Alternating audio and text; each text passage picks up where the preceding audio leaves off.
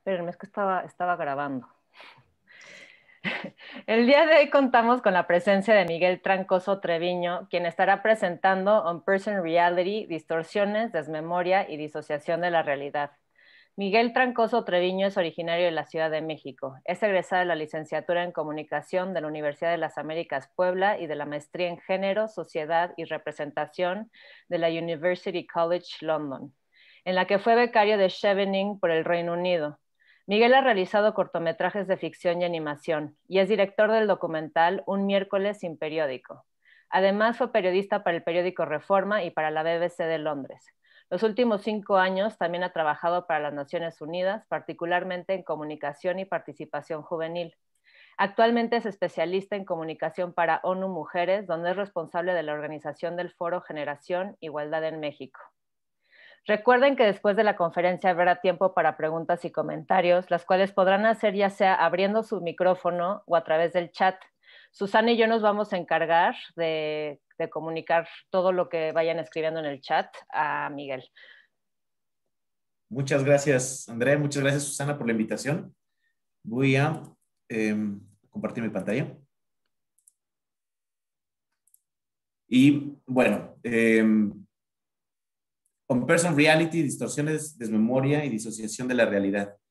Esta es la plática que me gustaría abrir hoy y bueno, un poco explorar esa idea desde el periodismo, desde la representación, de la historia de la fotografía y desde la disociación como una patología que me gustaría llevar como una analogía hacia de lo individual a lo colectivo, ¿no? ¿Qué es lo que está pasando? Y ver si The On Person Project está respondiendo como una generación ante un contexto que vivimos todas las personas, inaudito y nunca te has visto, de estar inundados de información, ¿no? Y qué pasa con la realidad y qué nos dice The On Person Project sobre nuestra percepción de la realidad. Entonces, me gustó la idea de arrancar con esta frase de Fellini sobre el realismo, que dice que es una mala palabra, porque todo es un poco realista y no ve la división entre lo imaginario y lo real. Obviamente Fellini, con esta eh, línea borrosa entre lo onírico, lo fantasioso, lo realista, va borrando, ¿no? Entre lo que es un sueño, lo que es la ficción, lo que es la realidad. Y más allá de la aproximación romántica de Fellini, me parece que estamos en un punto similar, donde ya las imágenes no bastan para comprobar la realidad. Y ahí me gustaría empezar con una idea sobre la fotografía, ¿no? Aquí pongo la foto que subió mi amigo Gabriel a su Instagram con la nostalgia de lo que era la fotografía, de frente de un estudio fotográfico donde hacen fotografías pasaporte, infantiles, retratos de estudio, ¿no? Estos espacios que antes, y bueno, y todavía para muchas personas son necesarios cuando tenemos que hacer un trámite y que nos recuerdan, lo que dice Gabriel, ¿no? Le llamábamos el siglo XX, ya con esta nostalgia de lo que se ha convertido la fotografía, casi algo obsoleto que nada más sirve como objeto cuando se tiene que hacer un trámite, ¿no? Como una pluma que ya frente a la impresora queda totalmente obsoleta. ¿Qué pasa con la fotografía del siglo XX que se volvía como la última prueba de la realidad, ¿no? Era la frase de hasta no ver, no creer. Y eran las fotografías las que nos permitían ver eso. Y justo ayer, mientras estaba haciendo esta presentación, veía esta foto, ¿no? Que se me hizo como una especie de selfie espacial del rover en Marte aterrizando, que ayer fue de las fotos sensación del día, porque estaba aterrizando este nuevo vehículo que está mejor equipado, y se toma esta especie de selfie, un autorretrato está a punto de aterrizar a Marte. Y todavía sigue siendo la fotografía hasta cierto punto nuestra convención de lo real, ¿no? Podemos acordar que la humanidad, y en particular Estados Unidos, volvieron a pisar con un robot Marte, porque vemos esta foto del robot llegando, y si no lo viéramos, no tendríamos la misma convención de lo real. pero ya no es lo mismo. Algo pasó en el camino del último siglo, que las fotografías ya no necesariamente significan lo real, ¿no? Incluso con la analogía esta del robot llegando a Marte, está, por supuesto, toda la conspiración de si la llegada a la Luna fue un montaje, ¿no? Entonces, la idea de la conspiración misma sobre las fotografías nos ayuda a cuestionar la fotografía como una documentación de lo real, ¿no? Entonces, ahí es donde estamos en este momento, pese a que sigue siendo el vestigio de lo que podemos considerar tangible y que entre todas nuestras posturas distintas y a pesar de nuestras experiencias individuales consideramos lo real, pues ya no es lo mismo, ¿no? Si hubiéramos visto esta foto hace 50 años, seguramente ni una sola persona hubiera cuestionado, ¿no? No sé cuántas personas están cuestionando si llegamos a Marte con un robot por segunda ocasión, pero ya no es lo mismo la fotografía. En el contexto de esta fotografía surgen corrientes y desde ahí me gustaría poder empezarnos a acercar a la The On-Person Project como reacciones humanas, reacciones sociales y generacionales ante cierto tipo de corrientes gráficas que nos están dominando nuestro pensamiento, ¿no? Entonces, antes de eso, hacia principios de los 2000, vimos yo considero el hiperrealismo mexicano, ¿no? Como la reacción de una generación que desde la pintura primero dicen, bueno, si la fotografía le quitó lo realista a la pintura, si la fotografía le ganó completamente al retrato, porque no hay nada más fehaciente y verídico que una fotografía, una corriente pictográfica dijo, bueno, vamos a llevar más allá, ¿no? A mí me gusta poner este ejemplo de Víctor Rodríguez, un pintor mexicano hiperrealista, que justo se trata de acercar lo más posible al hiperrealismo, pero además haciéndole una confrontación directa a la fotografía, emulando en sus sujetos que están inundados de este flash, ¿no? Como si fuera una declaración de guerra y le está diciendo a la fotografía, yo voy a hacer lo que tú no puedes hacer, ¿no? Que es, como en esta obra, hacer un cuadro de Rubik imposible, llevar la realidad y tirarla hasta los extremos de lo imposible. Y aún así, hacerlo apelando a una estética que nosotros hemos llevado al extremo, que es la del flash inmediato, la de la selfie, ¿no? La fotografía que está en todo y que si no lo cubre, no sucedió. Como la fotografía como algo que avala la realidad, ¿no?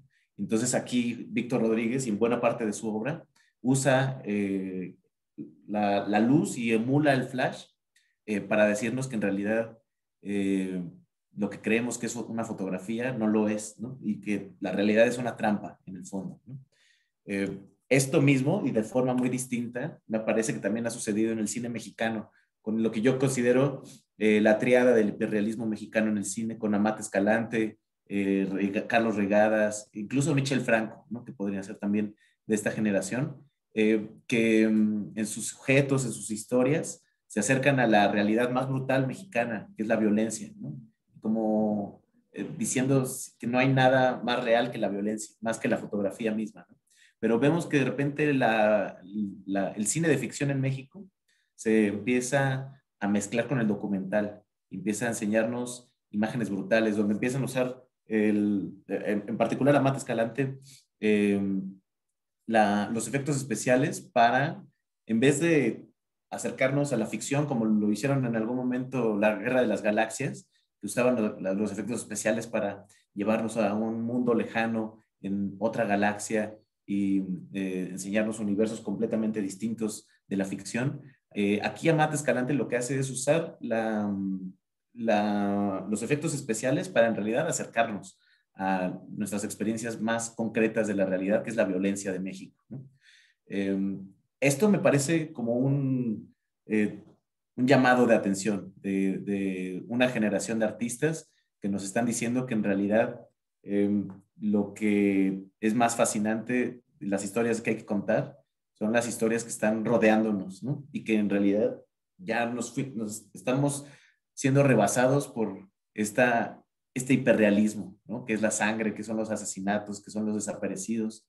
Me parece una protesta, este hiperrealismo, y un llamado a decir, las historias nos permiten poner el lente en lo que nos está impactando más de nuestro ambiente, ¿no?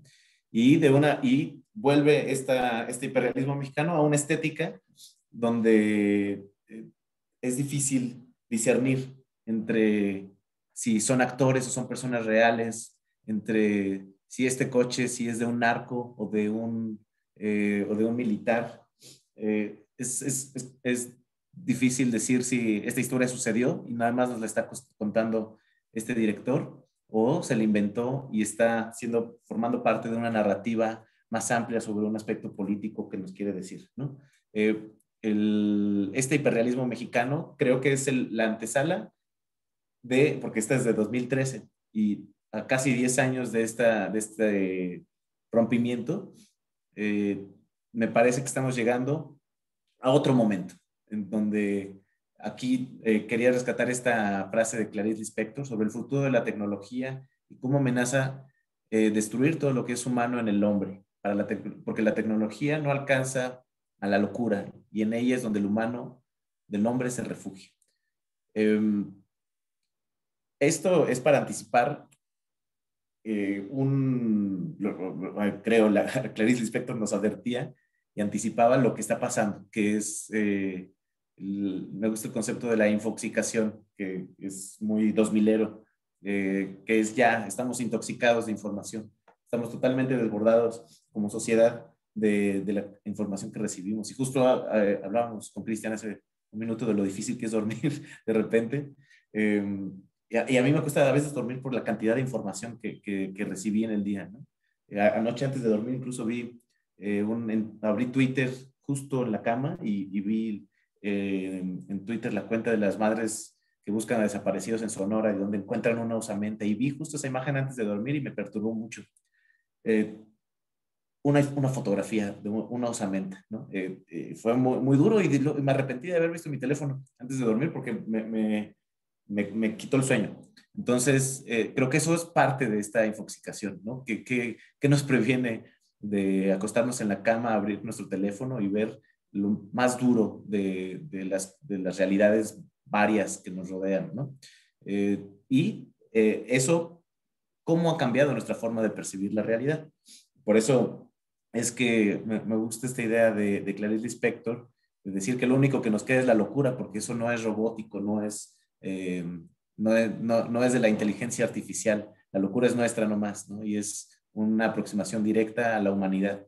Entonces, hacia allá nos está llevando esta locura. ¿Qué pasó con las fotografías que antes eran la última muestra y prueba de la realidad? Y aquí, un poco para también darle su lugar a Trump, que llegó a terminar de revolver lo que ya estaba revolviéndose en los últimos 20 años, que es cambiarle el metro de la realidad, ¿no? Lo que antes nos permitía medirla, que era esta fotografía siempre verídica, de repente llega el presidente de Estados Unidos a intervenir fotografías, intervenir pruebas, intervenir narrativas y alejarnos de la realidad, ¿no? Introduce y populariza el término de las fake news para empezarnos a hacer cuestionar, dependiendo del lado de la baranda política, la veracidad de la información a la que estamos expuestos. Aquí queda como prueba, ¿no? de lo que iba a ser después de su presidencia, de cómo su propio equipo edita la fotografía de la inauguración de su presidencia en 2017 y a partir de ahí se vienen 4 años en donde nos cambia la balanza de lo que puede ser real, ¿no? Y ahora vemos el efecto en todos los rincones del planeta, donde la llegada de la vacuna, por ejemplo, depende de la afiliación política, puede ser algo milagroso y positivo o puede ser algo catastrófico, dependiendo de nuestras fobias y filiaciones políticas. Entonces, nuestra objetividad y en cómo nos aproximamos a la convención de lo real, a lo que antes acordábamos todo el mundo que era real, de repente se empieza a desvanecer. A mí me preocupa esto, ¿no? Creo que esto parte de que ya todo depende de la narrativa más que del hecho en sí. Creo que nos está llevando a un contexto social muy complicado, porque entonces ya los hechos no importan por sí solos, la experiencia misma puede variar y regir más la narrativa que lo factual, ¿no? Entonces, ahí estamos aproximándonos a un momento en la sociedad en la que tenemos mayor acceso a la información, pero menos certeza de que esa información sea verídica y más control de distintas narrativas, de distintos intereses políticos sobre la lectura de esa narrativa, sobre la lectura de esa realidad, que rigen más que la experiencia con esa realidad misma, ¿no? Entonces, ya es como un mundo de delirio, donde el lenguaje nos ganó de repente, ¿no?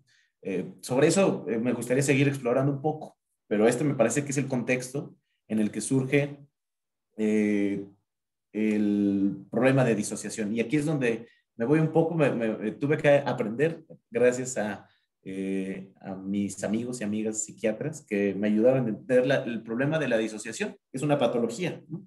Y para entender la disociación, lo primero que hay que entender es la integración. Entonces, me gustó aprender sobre eso porque creo que sí nos permite hacer una analogía de lo que sucede de lo individual a lo colectivo. Entonces, la integración primero es la organización de todos los aspectos de la personalidad, incluyendo nuestro sentido del yo, en un todo unificado que funciona de un modo cohesionado, ¿no? Es la narrativa que le damos desde nuestra mente, desde nuestra personalidad, a todos los sucesos a nuestro alrededor, cómo lo consolidamos con nuestra individualidad. Integramos nuestras experiencias en una historia completa, coherente y en un sentido estable de quiénes somos. Eso es la integración. Y la capacidad de integración nos ayuda a distinguir el tiempo, el pasado del presente, y nos permite mantenernos en el presente incluso cuando estamos recordando el pasado. Eso es una integración saludable de la información, la sociedad, el exterior y el interior y el tiempo en el que nos encontramos, ¿no? Me parece que eso describe lo que creíamos que era, no sé si lo que éramos, pero lo que creíamos que éramos al menos en el siglo XX. La disociación es, en cambio, la principal insuficiencia de integración que interfiere y cambia nuestro sentido del yo y nuestra personalidad. Puede desequilibrarse de forma crónica si sufrimos un trauma o verse perturbada de manera temporal cuando estamos estresados, enfermos o cansados. Y no todas las insuficiencias de integración se abocan a la disociación, es un continuo de sucesos, ¿no? La disociación conlleva una especie de apropiarse y desapropiarse de la experiencia en paralelo. Mientras que una parte se apropia, otra no la hace. Las personas no se sienten integradas, sino fragmentadas cuando hay disociación. Tienen recuerdos, pensamientos, comportamientos que viven como ajenos y no característicos, como si no les pertenecieran. Esto me parece que es lo que está sucediendo a nivel colectivo, ¿no? Ya hay una disociación, una fragmentación de nuestra forma de integrar la realidad y los hechos que nos rebasan totalmente, como esta pandemia que nos recuerda que estamos rebasados por la realidad y que después de eso se fragmenta en narrativas que nada tienen que ver con la realidad, ¿no? Que hay gente que cree que todavía esto es un plan de complot internacional, ¿no? O que la vacuna, si viene de Rusia, te va a convertir en un bolchevique. Esos son ya las disociaciones de la realidad, ¿no? Ya estamos dependiendo de la fragmentación narrativa en la que vivamos o con la que comulguemos. Estamos comenzando a disociarnos y separarnos de los tiempos, de las experiencias y de lo factual y tácito. En ese contexto, y desde ahí es donde me gustaría ver a The On-Person Project. The On-Person Project, que es este proyecto que ustedes conocen de Andrea y de Susana, que invita a las personas a que cedan sus fotografías para intervenirles.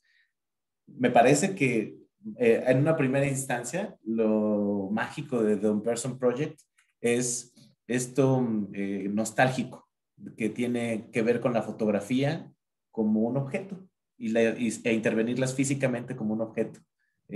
Algo que de entrada parece eh, confrontar al arte digital, ¿no? Porque viene desde el arte digital y sin embargo vuelve a la fotografía como objeto. Y después está la parte de la memoria, la fotografía como una documentación de la memoria, en donde las intervenciones que ellas realizan y que realizan los propios usuarios, que les envían sus fotografías, que les ceden sus fotografías, eh, les permite hacer una intervención directa hacia este documento de la memoria.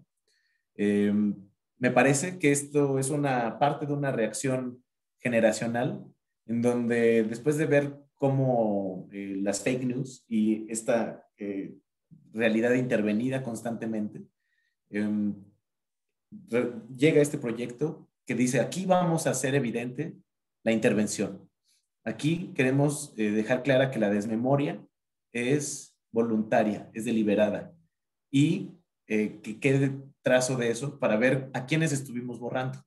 Me parece que esto es una resistencia a las fake news en una primera instancia y a esta movida en donde todo está sujeto, todo lo que parece real está sujeto a ser cuestionado desde su origen, ¿no? Porque ya está manipulado. Me gusta la idea de una cuenta de Twitter de alguna figura pública, eh, porque nadie asume realmente que esa persona está tuiteando, ¿no? Salvo control, tal vez. Nadie cree realmente que esa persona es la que está en su teléfono, en el baño, escribiendo un tweet. Todo el mundo sabe que esa realidad está intervenida, ¿no? Y que detrás de hay todo un aparato que está diseñando el lenguaje de esa cuenta de Twitter. Entonces, de alguna forma ya aceptamos y asumimos que la realidad hegemónica a la que estamos expuestos y expuestas está intervenida y está manipulada para nuestra percepción con muchos intereses. Cuando vemos una cuenta de Twitter y un tweet perfecto, sabemos que detrás hay todo un trabajo de redacción, equipos digitales, un diseñador que mandó a hacer una imagen para ese tweet, un análisis sobre cuáles eran los trending topics, y al final nos dan una versión totalmente manipulada de lo que pareciera ser la realidad, la postura real de una persona en Twitter, ¿no? Y entonces nos dejan un producto sin rastro alguno de toda la intervención y manipulación que tuvo esa realidad previa a ser publicada. Me parece que The On-Person Project es todo lo contrario. Nos está diciendo, aquí queremos dejar bien claro que estamos interviniendo en la realidad y que vean cuál es esa intención. Y sin embargo, algo que me parece curioso de The On-Person Project es que, y algo que a mí me queda como curiosidad y tal vez podemos platicarlo al final, es la historia detrás, ¿no? ¿Qué es lo que hace que las personas quieran desvanecer o vaporizar a ciertos sujetos de sus fotografías, ¿no?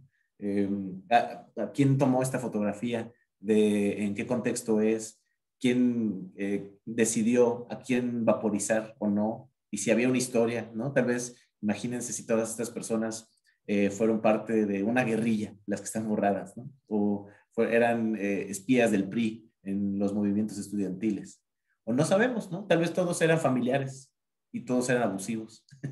No sabemos. No sabemos las historias detrás de las personas desvanecidas. Y eso me parece que deja ahí también un mar de preguntas que en el contexto de estas realidades manipuladas e intervenidas, donde el objetivo es muy claro y me parece también que termina a veces exhibiéndose a sí mismo. Por ejemplo, pensar en la cadena Fox News en Estados Unidos, que parece que es la más disociada de la realidad, pero que al final se queda tan exhibida de sus objetivos, que es una agenda clara de un partido político, de crear ciertas tensiones raciales, sociales, desde una postura ideológica muy clara, a veces terminan interviniendo tanto la realidad que se exhiben a sí mismos como lo que son, en vez de disimularlo, ¿no?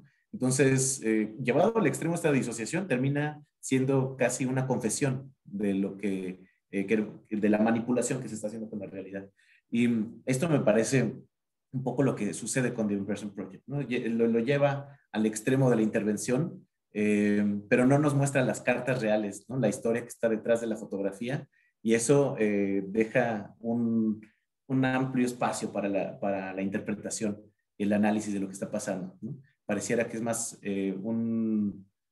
exponernos a una sensación más que a una razón. Y eso creo que rescata mucho de la fotografía y le da una nueva vida al objeto.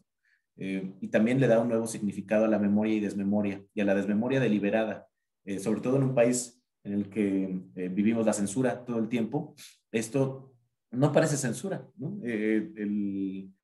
Cuando hemos estado acostumbrados a ver que se recortan personas, pero para que no queríamos que aparecieran, en un país en el que no sabemos todavía cuántos muertos hubo en el 68, cuántos desaparecidos, porque no hubo conteos claros, y ese día las noticias reportaron que era un buen día.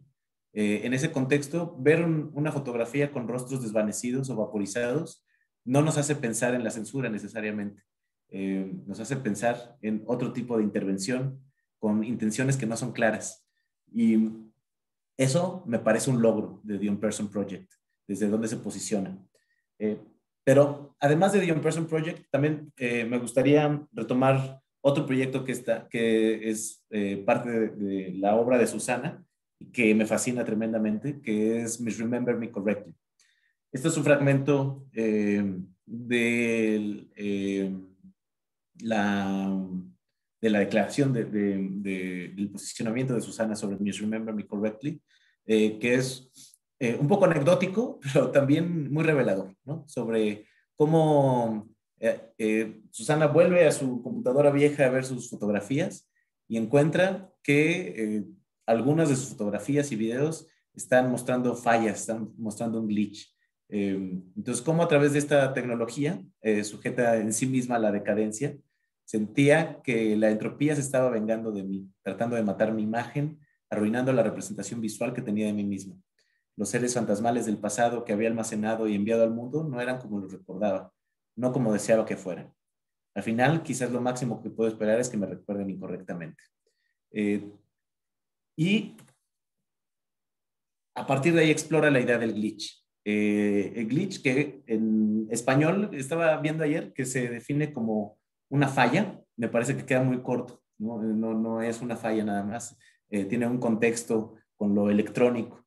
En inglés está definido como una falla que provoca algo que deja de funcionar adecuadamente. Y el fun fact de esta presentación es de dónde viene el glitch. Viene del Yiddish, del judío, que viene de glitch, que originalmente significaba un lugar resbaloso donde te puedes caer.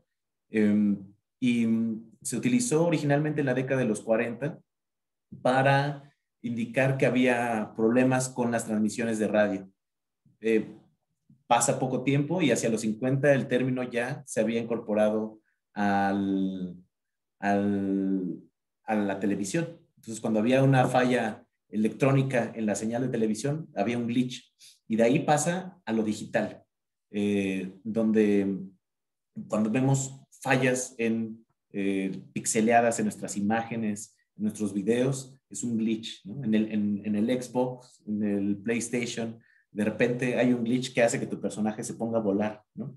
Empezamos a comprender el glitch como una falla en el sistema, una falla en la tecnología que pareciera tan perfecta y tan programada que parece casi un acto divino que suceda, ¿no? Entonces, el glitch nos recuerda un poco lo falibles que somos y las grietas donde se cuela la realidad en la tecnología, que pareciera tan perfecta e impoluta. Me gusta también la idea, mientras estaba viendo las obras de Misremember Me Correctly, me acordaba de mi experiencia como niño viendo la televisión por cable, tratando de encontrar un desnudo en los canales prohibidos del porno, ¿no? Donde se fluía entre las líneas electromagnéticas y de repente veías una chichi. Y esa era nuestra experiencia primera con el porno prohibido, ¿no? Que era cómo podemos esperar que se cuele un poquito de lo que está prohibido por las fallas del sistema. por las fallas de la señal electromagnética. Y creo que aquí Susana logra dos cosas tremendas, ¿no? Lo primero es trabajar con el glitch deliberadamente, usarlo a su favor. Y la segunda, que es Misremember Me Correctly, que me parece toda una declaración sobre nuestra persona en redes sociales, nuestra persona creada, que nada tiene que ver con nosotros, nada tiene que ver con nuestras experiencias diarias de la vida y nada tiene que ver con la realidad, ¿no? Había una frase ahí sobre nadie es tan feo como su credencial de lector y ni tan guapo como su foto de Facebook, ¿no? O su foto de perfil. Son intervenciones totalmente lejanas a nuestra experiencia real de cómo se ve nuestra cara, ¿no? Cualquiera de las dos, tanto la foto de nuestra credencial de lector como nuestra foto de perfil, nada tiene que ver con cómo se ve nuestra cara de un costado, desde atrás, sin luz, con luz, cuando no nos bañamos, cuando sí nos bañamos, cuando salimos de la alberca, cuando fuimos al mar. No, nada tiene que ver la experiencia real de nuestra cara con nuestras fotos de perfil. Y eso me parece que aquí Susana lo aterriza perfectamente con Misremember Me Correctly, haciéndonos un recordatorio de que estamos expuestos a realidades intervenidas totalmente. Y además a realidades donde la tecnología es falible, donde el glitch está constantemente presente para recordarnos que esa versión manipulada que quisimos subir a Twitter, a Instagram, de nuestra cara, de nuestros momentos de felicidad, están sujetos a un error y una falla en el sistema. Creo que, y con esto ya me gustaría ir cerrando, porque me interesaría más bien poder hablar sobre esto, ¿no? Como que poder intercambiar ideas sobre esto, pero en el fondo, la intervención del glitch, a mí lo que me hace preguntarme es, ¿qué es lo real entonces? Tal vez el glitch es la realidad. La falla en el sistema es el recordatorio de lo real. La locura a la que se refería Clarice Lispector, que es la última huella de lo humano en la tecnología, que no es humana. Entonces, con esto cierro esta primera parte de la intervención para que tal vez podamos abrir esa conversación, pero me quedo con esa pregunta de ¿qué es lo más real? ¿Lo digital o el glitch, el error? Eso es la realidad. ¿Y hacia dónde vamos con todas estas implicaciones de las nociones de lo real a través de los lentes de lo digital? Que parece que no podemos quitárnoslos ahora para seguir experimentando la vida y nuestros entornos. Entonces, bueno, con esto cierro esta parte de la presentación y les agradezco mucho por el tiempo y por la invitación. Muchísimas gracias, Miguel. Pues ahora está abierto el espacio para preguntas, comentarios, inquietudes, sugerencias. Quien quiera abrir el micrófono y decirlo directamente adelante, también está el chat en donde Susana y yo estaremos leyendo lo que escriban ahí. Entonces, ¿quién se apunta? Yo tengo varias preguntas y comentarios, si es que puedo empezar. Primero que nada, gracias Miguel, estuvo buenísimo. Y ya, déjame, a ver, porque tengo varias cosas. Mira, ayer también estábamos hablando en la conferencia, ayer comentábamos con Pablo sobre la realidad, sobre cómo uno ve la realidad y algo tangente a eso es que, o sea, la realidad nosotros la podemos observar mediante, tú has hablado de la tecnología y según cómo nuestros instrumentos tecnológicos para ver van mejorando, el entendimiento de nuestra realidad cambia. O sea, cuando se inventa el microscopio, podemos ver un lado de la realidad que no veíamos antes. Cuando se inventa el telescopio, se puede ver otra realidad. Se expande el cómo nosotros vemos la realidad, según esa sensibilidad de la tecnología. Entonces, tú mencionabas cómo la fotografía física ahora sirve prácticamente para trámites, no más, y cómo la fotografía digital ha venido a tomar el protagonismo. Entonces, yo lo que te quiero preguntar es, ¿tú cómo te imaginas en un futuro la fotografía digital volviéndose obsoleta? Am, bueno, la fotografía, ahora, en mi experiencia de vida, ahora estoy viendo los retos, por ejemplo, de la fotografía en medio de una pandemia. Estoy organizando un evento y va a ser en línea. Entonces, vamos a tener que levantar otro tipo de materiales gráficos porque no es emocionante poner una foto de un evento que es una captura de pantalla de una llamada de Zoom. La fotografía digital es obsoleta en medida de que está perdiendo a sus sujetos, porque sus sujetos estamos encerrados en la casa, ¿no? Eh, Creo que ahí es donde, por ejemplo, más que, yo no creo que la fotografía se vuelva obsoleta, incluso la fotografía física misma no creo que se vuelva obsoleta, se vuelve más cara, se vuelve más difícil de conseguir, se vuelve más compleja y se vuelve poco práctica, ¿no? Ya quién quiere comprar un rollo en estos días, ¿no? Por todo lo que implica el proceso de revelado y impresión. O sea, no es que creo que se vuelva obsoleta en sí, se vuelve poco práctica y se vuelve poco viable, ¿no? No creo que la fotografía digital se vuelva obsoleta tampoco. De hecho, yo creo que nos va a seguir impresionando cada vez más en estética, en óptica, en resolución, y va a empezar a cuestionar muchas cosas de la realidad conforme más realista y más avanzada se vuelva eh, en su tecnología, ¿no? Lo que sí creo es que está enfrentando ahora la fotografía una crisis, que es que sus sujetos están encerrados en la casa. Entonces, la fotografía nos está recordando que es humana, que necesita de sucesos de vida para poder salir y volverse relevante, ¿no? Si no puede salir a la calle porque todo el mundo está encerrado en su casa, la fotografía tiene poco que hacer, ¿no? Tiene muchas condicionantes. Y ahí es donde me parece que la que le está rebasando por la derecha en este contexto es la gráfica y la ilustración y el diseño, ¿no? Ahí ya reemplazando a bueno, si ves buena parte de las publicaciones de organismos internacionales o de algunas organizaciones de sociedad civil, por implicaciones de problemas de representación, que esa es otra cosa, que también ahora como todo es representativo y todo es político y todo es narrativo, poner en la portada la fotografía de una persona se vuelve la portada de una publicación, de un libro, de un estudio, de lo que sea. Pero poner la fotografía de una persona se vuelve, por decir poco, problemático. Porque ¿cómo vas a concentrar la representación de alguien en una sola persona?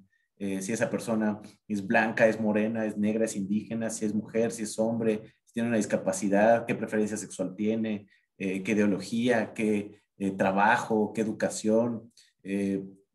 Y todo eso se vuelve una dimensión representativa política de la publicación y de la postura de quien sea que esté publicando, ¿no? Entonces yo creo que la fotografía se está convirtiendo en algo altamente sensible, en donde hay que ser muy cautelosos, como los tweets, ¿no? Hace 15, 20 años, bueno, hace 15 años, ¿no? Que empezamos con Twitter, no le dábamos tantas vueltas a las cosas que queríamos publicar porque te seguían 10 pelados y tus amigos y no pasaba nada, ¿no? Ahora yo le pregunto 3 veces antes de tuitear algo por todas las implicaciones que puede tener. Y me parece que eso está pasando con la fotografía, ¿no? Que ya mientras somos capaces de tomar, yo por ejemplo tomo creo que ahora más fotos que nunca con mi teléfono, pero subo menos, porque la publicación de una fotografía digital tiene muchas implicaciones, en lo personal, en lo social, en lo político, ¿no? Entonces ahí es donde creo que el diseño, lo gráfico, la ilustración está robándole espacios robándole entre comillas, ¿no? Pero siendo una técnica que está siendo mucho más versátil por lo que no tiene la fotografía, que es abrir la interpretación y hacer cosas de colores y hacer personajes ilustrados y hacer espacios que sean representativos para todo el mundo y que dejen a todo el mundo más o menos feliz con las multiplicidades de representaciones y de diversidades, ¿no? Y es ahí donde entonces se queda corta la fotografía digital, porque solo depende de sujetos. Al final, no podemos ver a toda la humanidad en un rostro, porque solo podemos ver un rostro. Y ese rostro representa a esa persona que sea, ¿no? No sé si tenga sentido lo que estoy diciendo, pero creo que está en un momento sensible la fotografía en general y la fotografía digital, porque está perdiendo sujetos y porque los sujetos están altamente politizados sobre su representación. Entonces, eso le da una vigencia distinta, pero le pone un reto a la fotografía, me parece. Gracias, Miguel. Sí, yo de acuerdo con lo que dices, no lo había pensado, pero sí de acuerdo con lo que dices de cómo la ilustración va tomando ese camino. Pero ¿y tú no te imaginas, por ejemplo, ya que hablabas hace 15 años, tú te imaginas acá 20 años, donde la persona común y corriente está conectada a una computadora y ya resulta obsoleto el tener que ver una foto en un celular, en un aparato, porque las fotos las vemos, no sé, en nuestro cerebro, recibimos con otros sentidos que nos da la tecnología y no sé, eso. Bueno, Si te yo creo que, imaginas. y tal vez para agregar un poco, que sí, creo que estamos en un punto de transformación constante, pero de pensar en los filtros, ¿no? Hace poco leía sobre los impactos de los filtros de cirugía plástica y que hay países que los están prohibiendo por cómo se mete a tu mente. La idea de que te vas a ver mejor si te haces una cirugía plástica y si ves ciertos filtros que te hacen los labios más grandes o más delgados y te suben los pómulos y te abren los ojos y te suben la nariz o te quitan la papada o te alisan la piel y como todo me pareciera un menú de un cirujano plástico a través de un filtro. Y eso ya está distorsionando nuestra realidad, nuestra autopercepción. Entonces, tal vez hacia allá va, ¿no? No sé, no sabemos todavía, pero pareciera que la fotografía ya quedó obsoleta, como tú dices, desde hace unos años, cuando empezaron los filtros a dominar, ¿no? Entonces, no es que ya no haya fotografía, pero ya no hay fotografía por sí sola, ¿no? Si no agregas una animación o un filtro que te permita intervenir directamente esa fotografía, pareciera una fotografía plana, que pierde validez e incluso interés ante la cantidad de información a la que estamos expuestos. Una fotografía plana, a menos que sea muy potente, no tiene relevancia alguna, ¿no? Entonces, tenemos que agregar todos estos filtros preprogramados, predeterminados para hacer nuestra realidad más excitante. Y ahí es donde tal vez ya perdió un terreno la fotografía por sí sola, ¿no? La fotografía digital incluso. Gracias. Ok, ¿alguien más tiene preguntas? ¿Comentarios?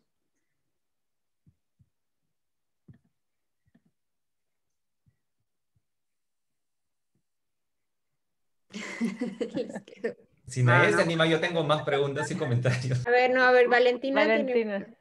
Sí. No, agradecer la charla, dan ganas como de debrayar un poco, ¿no? Como que siempre es un tema que da como para arrancarse a pensar en 30,000 cosas. En algún momento de la charla dijiste que te daba curiosidad pensar en el génesis del proyecto de A Un Person Project, como de cuál fue el móvil. Y en otro momento hablaste de la obra de Susana, y pienso que también es súper generacional desde dónde lo están abordando, ¿no? Como la experiencia digital, cuando también el borramiento y digamos que la edición, desde dónde tomas, desde dónde pones la cámara, o sea, esta duda de si es verdad o mentira lo que toma la cámara, ni siquiera empieza en borrar en el negativo, intervenir en negativo, sino desde dónde disparas, ¿no? Entonces, como ir actualizando esa incertidumbre frente a la verdad, que creo que si nos corremos a otras disciplinas está en todos lados, ¿no? Esa aprehensión a tratar de tener toda la información o a tratar como que roza todo el tiempo con la fe, ¿no? Y este ejercicio es inquietante, este ejercicio me refiero a todo el proyecto de Un Person y a ponerlo en una mesa de discusión, como que es súper inquietante porque toca un montón de fibras nada, de nuestra experiencia, de querer relacionarnos de forma más auténtica con la realidad y que ese nivel de autenticidad va a estar supeditado a que los demás me reconozcan en esa, o sea, que yo forme parte de vuestra realidad, ¿no? Que me reconozcan. Entonces, es de una tensión constante, es como No sé, me parece súper interesante todo, el ciclo de charlas, el proyecto y la charla de hoy también, por supuesto. Nada.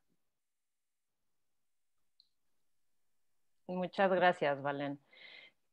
Algo que a mí me hace pensar mucho lo que estás diciendo, Miguel, es, o sea, cuando se inicia la fotografía, antes muy pocas personas podían ver una representación de ellos, era en pintura porque era carísimo, ¿no? Entonces, nada más la aristocracia o la gente con un montón de dinero tenía representaciones gráficas, ¿no?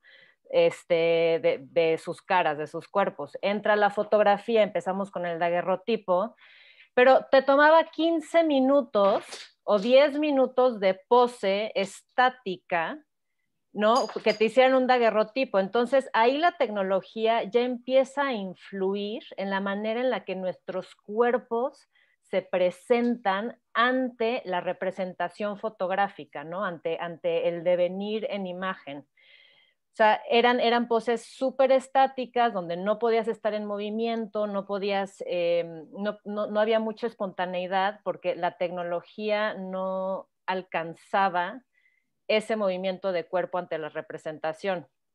Y era una foto, o sea, salías con los ojos cerrados y chin, ¿no?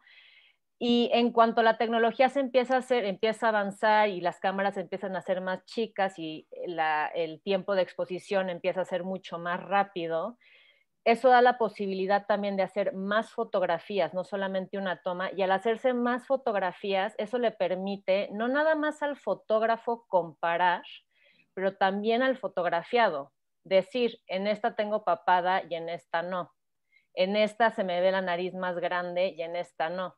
Entonces, como o sea, la tecnología, vamos, los modos de representación en la tecnología siempre han afectado la manera en la que nos entendemos a nosotros mismos, ¿no? Y entendemos la representación y cómo nos vemos proyectados en esto. Y pienso ahorita mucho en estos filtros que mencionaban.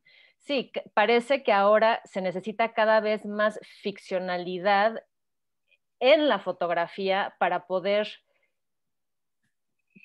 aceptar nuestra representación, ¿no? Que está súper relacionado con esto que dices del diseño, ¿no? O de la ilustración. O sea, en realidad los filtros son una ilustración, es meterle esta ficción, es meterle estas herramientas gráficas a la realidad, ¿no? O a la representación real, que en ese caso me lleva mucho también al proyecto de Susana. O sea, en el proyecto de Susana pareciera esta cosa, o sea, pareciera esta como ficcionalidad, pero es que es justamente no. O sea, parece como esta intervención gráfica, pero en realidad justamente lo que es en Susana es este quiebre de la tecnología, es esta apertura, este error a través del cual te permite ver ya no la linealidad de la representación, sino justamente cómo en esa ruptura se puede empezar como a ahondar más en uno mismo, ¿no? Y en la representación de uno mismo y cómo nos entendemos uno mismo. Eso a mí me pareció fascinante y lo que decía Valentín es que eso, yo por eso quise darle por aquí porque sí me parece generacional.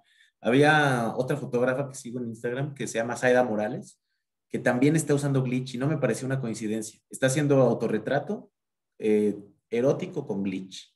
Y eso me pareció tremendo, ¿no? Porque habla de una reacción y además de una fascinación que estamos teniendo por ver la falla de la tecnología. En vez de estar, ya no nos fascina el HD y las maravillas de la tecnología, nos están empezando a fascinar las fallas de la tecnología.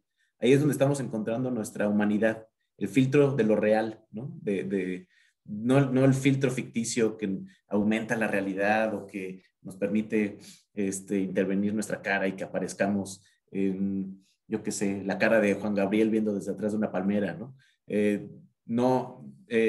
No es ya esa fascinación por el filtro y lo ficticio de lo que agregamos a la foto, sino la falla de la tecnología, la falla de la foto.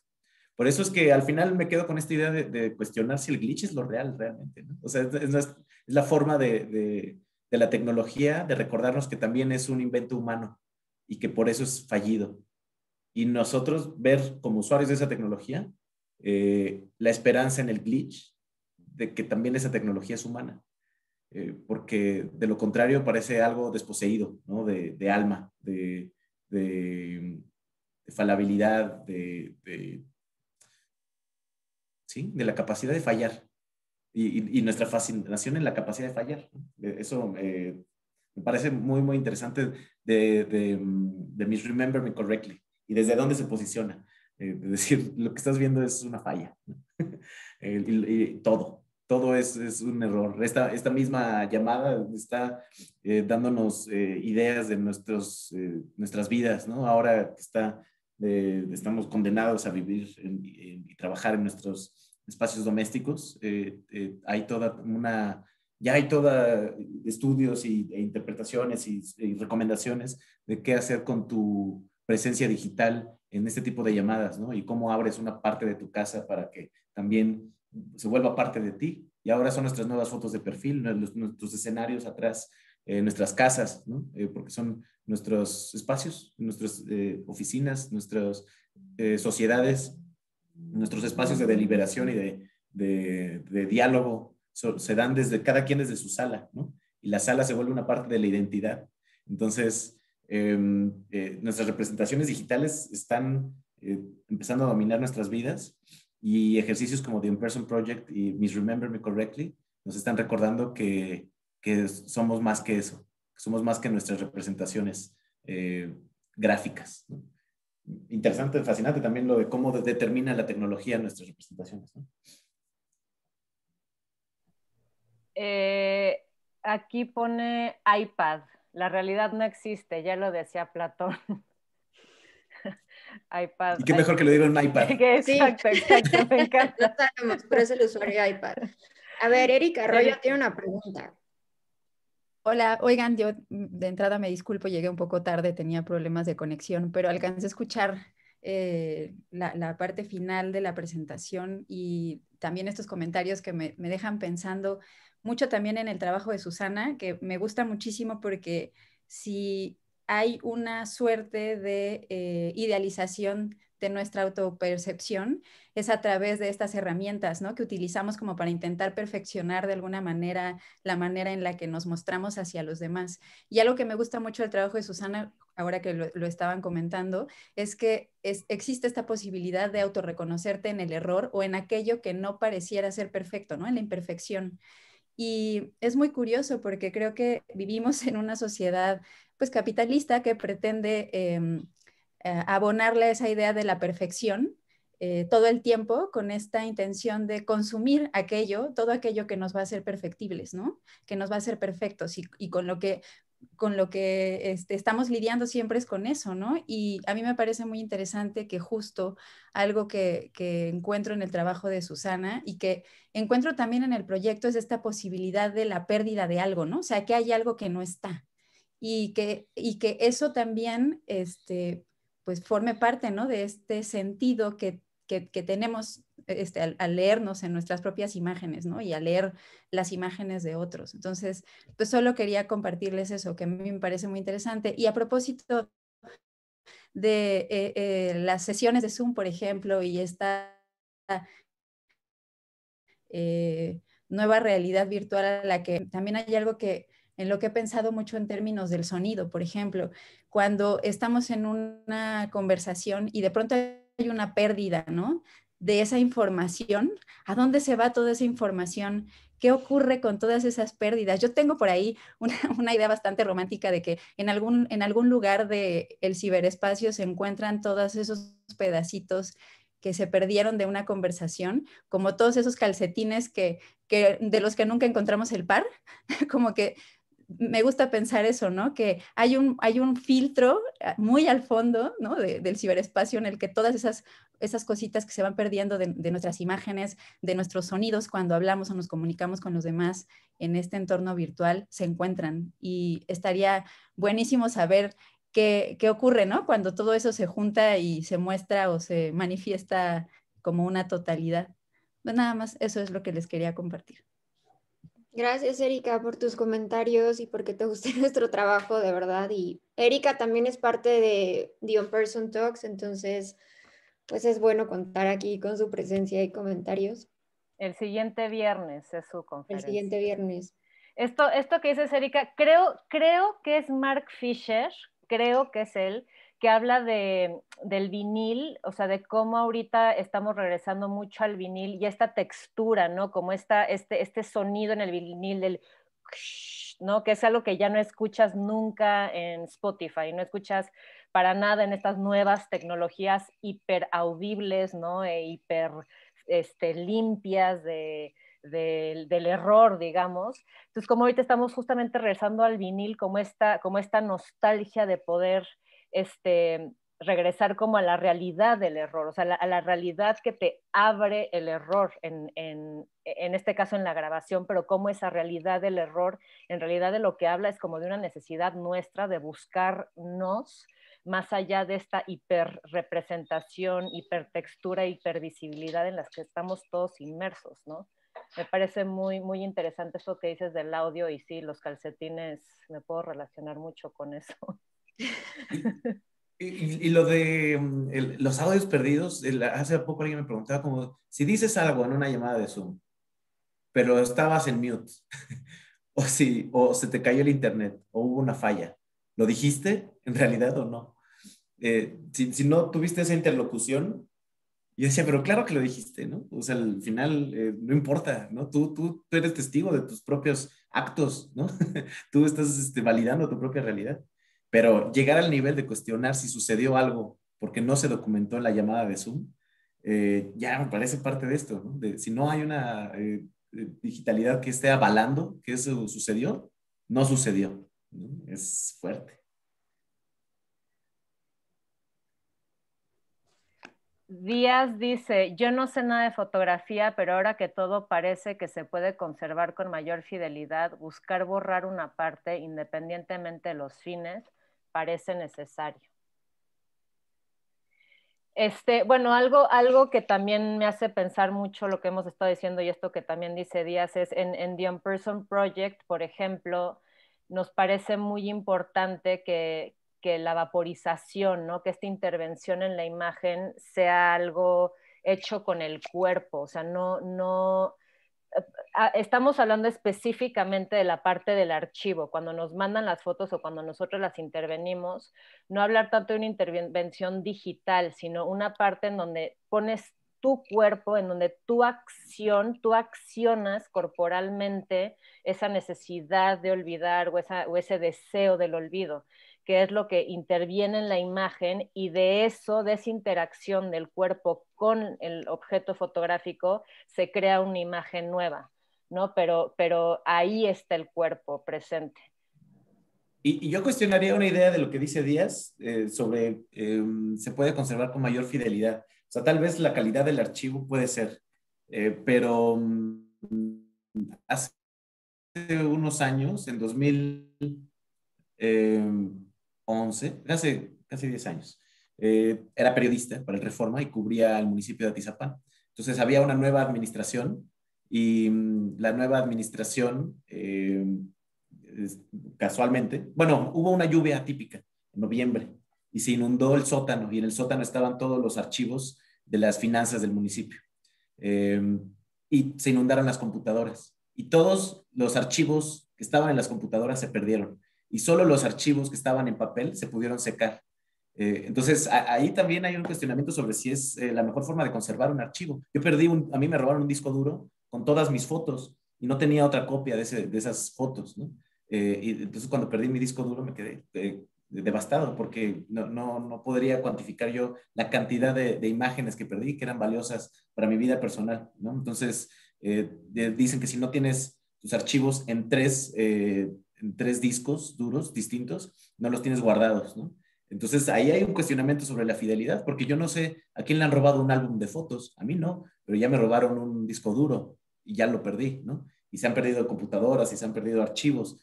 Entonces, yo no sé si lo digital esté llevándonos más bien a lo efímero, ¿no? De ciertos documentos y que como archivo realmente lo digital no es fiable, ¿no? Pareciera ahorita lo único de lo que dependemos, pero ante el primer apagón, lo que pasó en Monterrey esta semana, ¿no?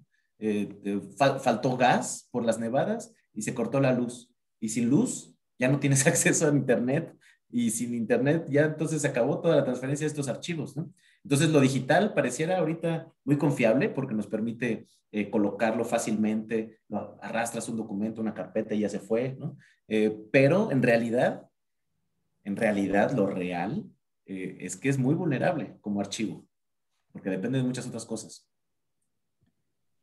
Cristian tiene la mano levantada desde hace un rato. Sí, me quedan dos preguntas, pero voy a hacer la más corta primero, para que más gente se anime. Es pregunta no solo para ti, Miguel, sino para cualquiera que quiera opinar. Has estado tú hablando del glitch. Varios han mencionado ustedes el glitch y cómo nos llama la atención, cómo existe esa fascinación a veces por el glitch digital, pero el glitch existe desde antes del internet, desde antes. O sea, tú cuando en las casas antiguas escuchas las tuberías sonar raro porque pasa el agua, eso es un glitch, pero es un glitch de un sistema mecánico, ¿no? O hidráulico en este sentido, como sea. Entonces, ¿por qué creen que el glitch digital es el que causa ese, cautiva, más que el glitch analógico que nos acompaña en la vida, pero tal vez no le hacemos tanto caso?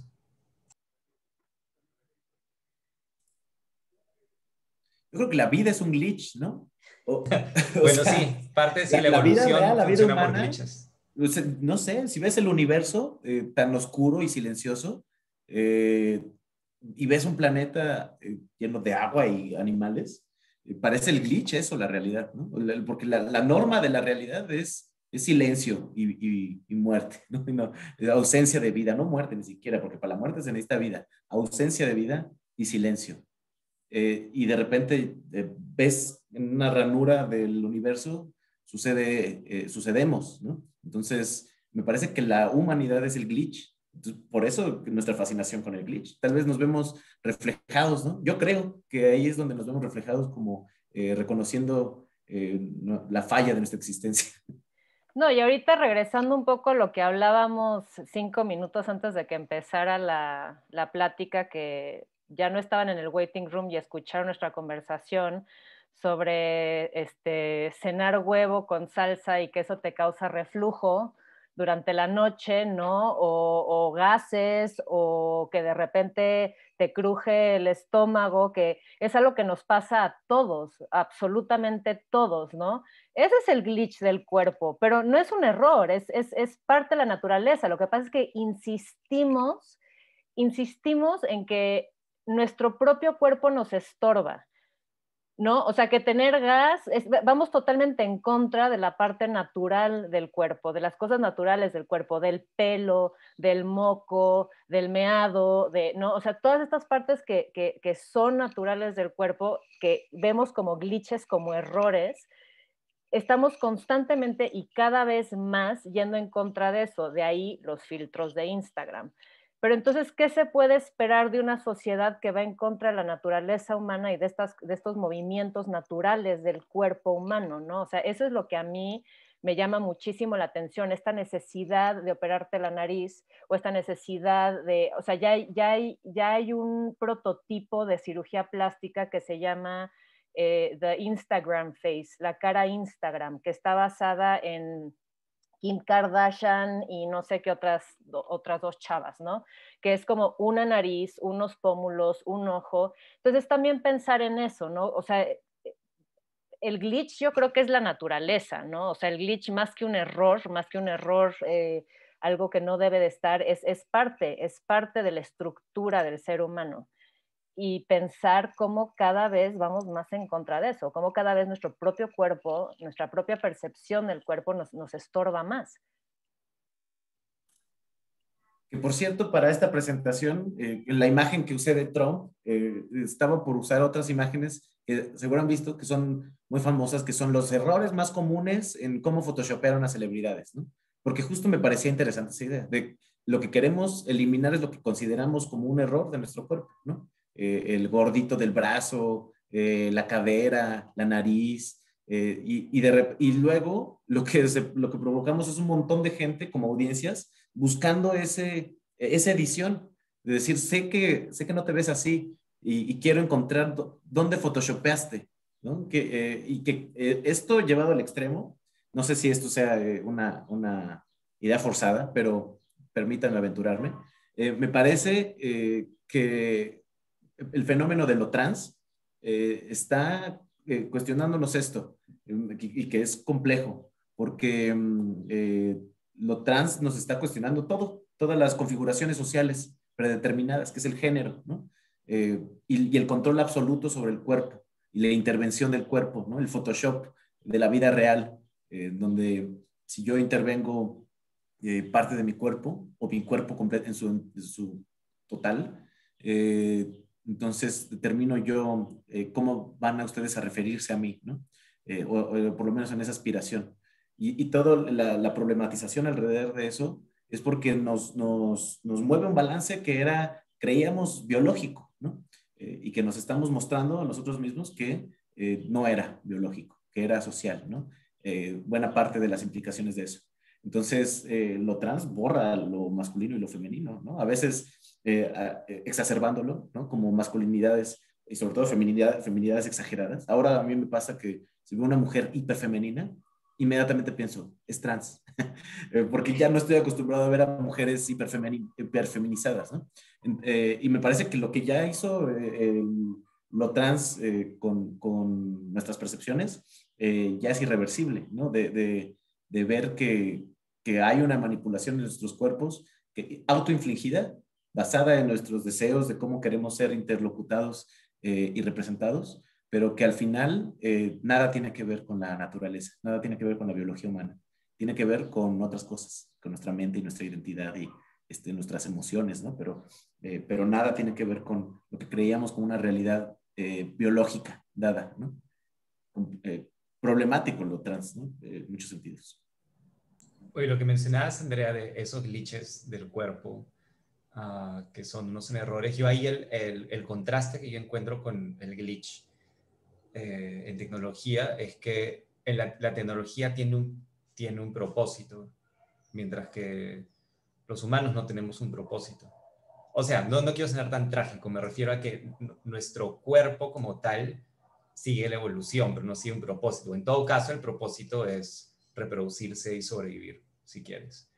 Pero, claro, los glitches que salen de nuestro cuerpo, sí, más bien, claro, no ha tenido un propósito a la hora de diseñarse nuestro cuerpo, no se ha diseñado. Entonces, ese es el contraste que veo con el glitch digital. Pero sí es muy interesante lo que mencionas. Bueno, yo quería decir que el glitch visual a mí me parecía molesto, sobre todo cuando lo empecé a encontrar en mis videos, porque yo hacía muchos autorretratos, pero antes de hacer esos autorretratos yo me grababa, como para ver la luz, como, no sé, qué ángulo me queda mejor, qué pose está mejor y después repetirla para una foto. Pero entonces cuando yo buscaba así como la pose perfecta y todo, como la escena perfecta, empezó a glitchear. Yo decía, ¿qué es esto? Y me recordaba las películas piratas, así que estás viendo y salta el glitch ahí y dices, ay, no mames, o sea, es como que nadie quiere ver eso y como que me costó un trabajo, o sea, un rato entenderlo más bien, porque, o sea, esto lo descubrí cuando hice esos videos, que fue hace como 5 años, y, o sea, pasaban esas cosas, pero pues yo me empeñaba en seguir buscando como la imagen perfecta. Y ahorita que me puse a revisar todo el archivo y volví a ver eso, dije, bueno, pues qué, o sea, pues no pasa nada, soy yo, o sea, ya ahorita con tantos kilos de más, cambiada, más años, pero bueno, o sea, también es una representación de lo que soy yo, ¿no? Entonces, como que esta idea de estar buscando perfección y que las fotos sean como de la mejor calidad, la mejor fidelidad, creo que también al final resulta súper cansado, ¿no? Como, bueno, no sé, a mí me resulta eso, como estar cansado, o sea, es muy cansado estar buscando como esta perfección en todas las imágenes. Que es imposible, ¿no? ¿Qué es la perfección? Exacto, o sea, es como, sí, o que la representación que le quieras dar al mundo, pues nomás no. Aquí Felipe dice, o los cuerpos que no vemos, ¿cuántas esculturas de cuerpos de personas con discapacidad podemos ver en el espacio público? En las calles se muestran normalmente monumentos de un tipo de cuerpo normalizado. Y sí, ¿no? O sea, de nuevo, igual lo que decía Pablo ayer, ¿no? Pensar como en el antimonumenta, ¿no? Como esta cosa de incluso en el espacio público empezar también a cuestionar cuáles son las representaciones públicas que tenemos que ver según la estructura, ¿no? O que debemos ver o que debemos aceptar según este sistema de representación que nos acapara en todos los sentidos. Y para esta presentación también pensé en una cosa importante sobre la memoria, que es caminar sobre Avenida Reforma, ¿no? En la Ciudad de México. Ahí a mí me gusta mucho como un territorio político, Avenida Reforma, por todas las marchas y por todo su simbolismo, pero sobre todo por sus antimonumentos, ¿no? Que tú recorres y está los del ABC, está la de los mineros, está la de los 43, y está ya no en Reforma, pero enfrente de Bellas Artes, la Antimonumenta, ¿no? Y todos son monumentos para la ausencia, ¿no?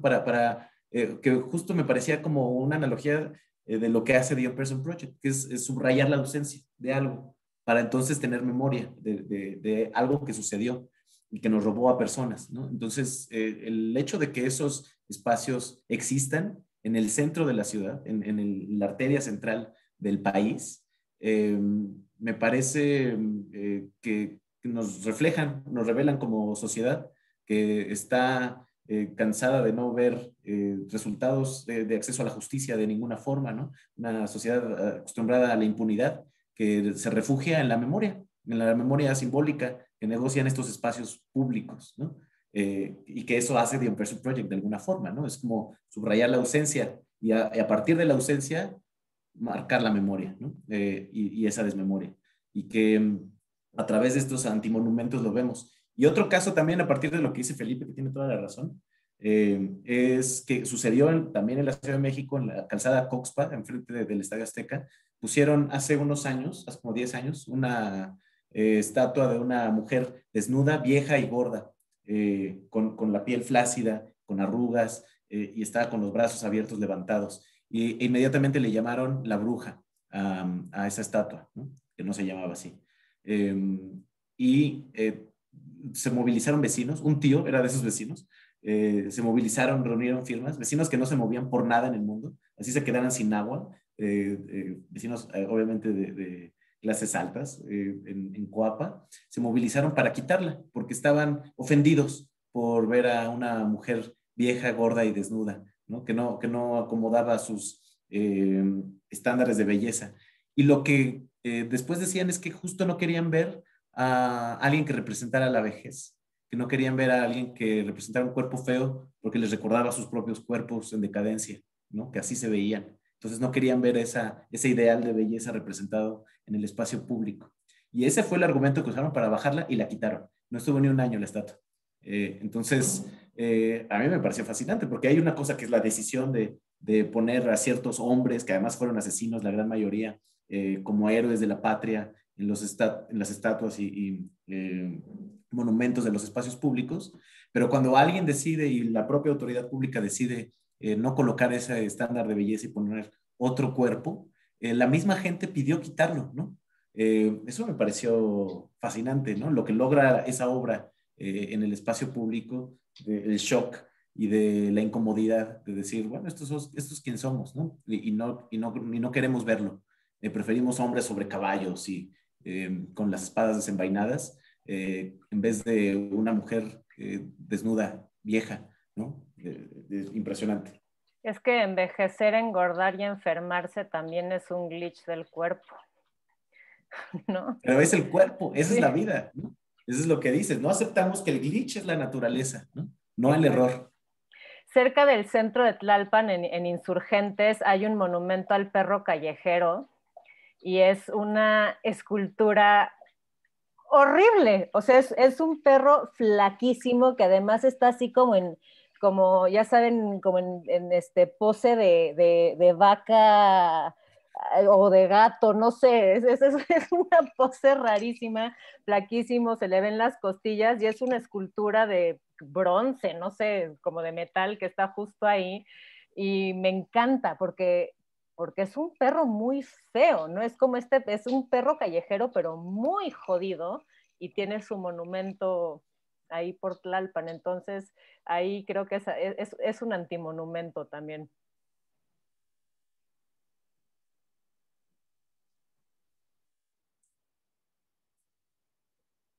Parece Erika que Olmos. Erika y Cristian, Ajá. sí. Cristian, tú sigues con la mano subida desde hace rato, la volviste a subir.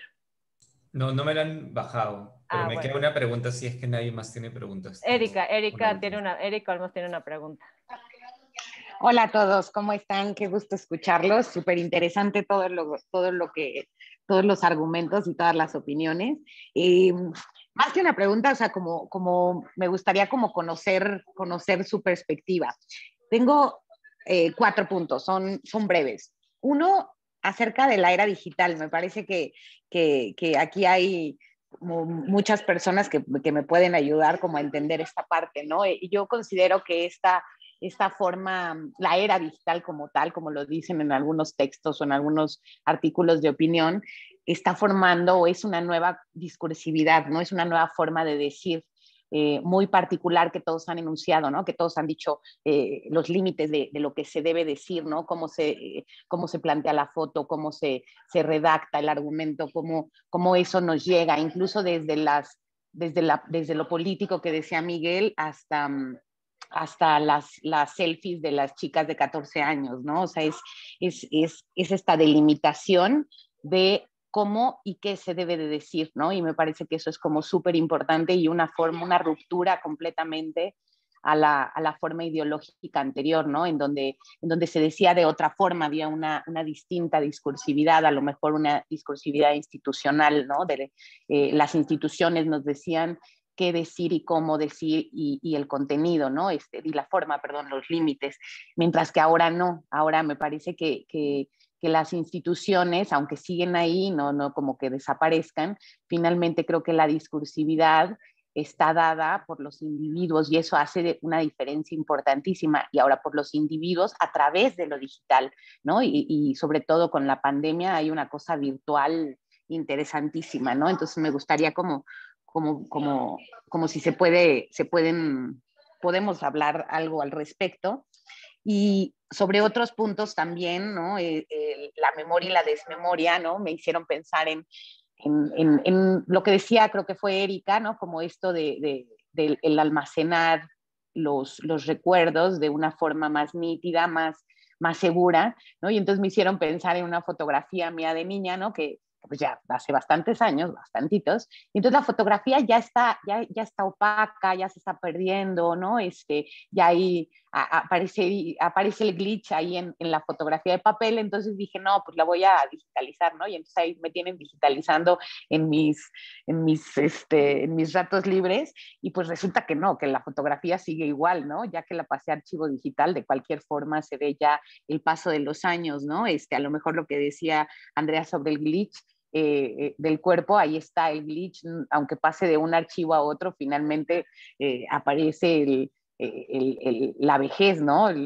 Sí, pues el paso de los años. Pero hay una tendencia en el ser humano a almacenar los recuerdos, ¿no?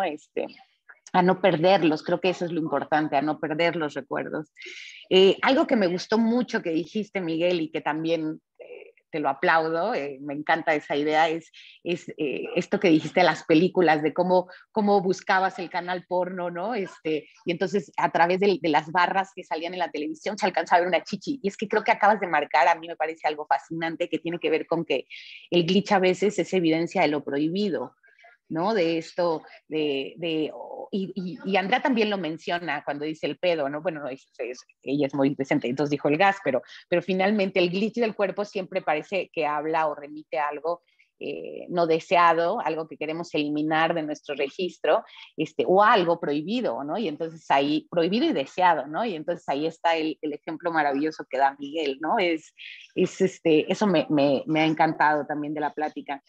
Y creo que lo que hay, bueno, en mi opinión, digamos, lo que hace el glitch, tanto tanto digital como el glitch de la naturaleza, como le llaman, tiene que ver con evidenciar la pérdida, ¿no? Evidenciar sí la falla, pero también estoy de acuerdo que esa falla es humanizada, o sea, es la muestra, es la cicatriz de nuestra humanidad, ¿no? Entonces, bueno, pues hasta aquí dejo. Muchas felicidades y me da muchísimo gusto escucharlos. Gracias, Erika. A mí me gustaría retomar un punto de lo que dijo Erika al principio, porque me parece una pregunta densa, que es una pregunta sobre un concepto últimamente muy popular, sobre todo en las gestiones culturales, que es la curaduría. Y que en ciertos espacios de la gestión cultural se eleva la curaduría a un nivel supremo, ¿no? Casi divino del curador, incluso a veces arriba que el propio artista, ¿no? Que tiene la capacidad y la perspectiva social de cómo montar una narrativa a partir de la obra. Y hace poco tuve una discusión donde me voy a posicionar, que es si el algoritmo tiene una capacidad curatorial. Es decir, ¿qué es esto que dice Erika, ¿no? ¿Dónde están los límites del Internet? ¿Cuáles son los márgenes? ¿Y dónde está la parte humana o no, ¿no? Entonces, si Spotify me hace una lista de canciones que me gustan, y a partir de eso me hace toda una selección de canciones nuevas que no he escuchado, de canciones viejas que sí he escuchado, de estilos de música, de géneros. Eso es una curaduría que me está dando Spotify de selección musical. La vez que tuve esta discusión me decían es que no, ¿no? Una curaduría sería que yo, porque conozco a Susana, le haga una playlist y haga una selección musical que sé que va a tener efecto en ella, porque conozco su lado humano y yo tengo mi lado humano y entonces voy a hacerle yo una selección y eso es una curaduría, ¿no? Esa es la intención real. El algoritmo no tiene intención. Y ahí yo lo cuestiono, porque el algoritmo es una creación humana. Esa es la parte humana de la programación. Entonces, hay una intención clara, ¿no? Donde yo estoy identificando ciertos patrones de comportamiento en cómo interactúas con la plataforma, para entonces, a partir de eso, diseñar una selección de contenidos que te hagan sentido. Y la mayor parte del tiempo hacen sentido. Entonces, es una curaduría, me parece además bastante exitosa, ¿no? A veces más que una humana, que puede que yo tenga mi intención de la canción que le selecciona a Susana, pero que a ella no le guste, ¿no? En realidad no entienda el mensaje que estoy mandando, ¿no? Entonces, yo creo que el algoritmo sí permite hacer una curaduría, un ejercicio curatorial de contenidos, y eso es lo que están haciendo. De hecho, eso es lo que es tan peligroso sobre el algoritmo, que nos está dando más de lo mismo, y es lo que nos disocia de la realidad al final, ¿no? Como que si de repente te clavaste en un video de superación personal y en cuánto tiempo eso te convirtió en un loco republicano racista, ¿no? Misógino. El algoritmo te va alimentando de lo que te gusta y eso te va aislando de la realidad, te va haciendo este fenómeno de fragmentación, en donde por clavarte más en lo que te gusta, te vas aislando de lo que es la diversidad de la realidad, ¿no? Que no necesariamente te va a gustar. Entonces, lo que dice Erika es esto, ¿no? Que a mí me parece interesante explorar sobre reconocer en lo que parece inteligencia artificial, que es un algoritmo diseñado para mostrarnos contenidos, reconocer lo humano en eso y el ejercicio curatorial que hay detrás, porque es importante y hay decisiones humanas tomadas detrás, ¿no? Entonces, bueno, nada más para retomar eso. Perdón, yo rapidísimo eso que dices, Miguel, que o sea, me parece súper interesante. Dos cosas. Una, a mí Spotify, el algoritmo nomás no le atina, ¿no? Hay una canción de Taylor Swift que me fascina, así me fascina esa rola de Taylor Swift.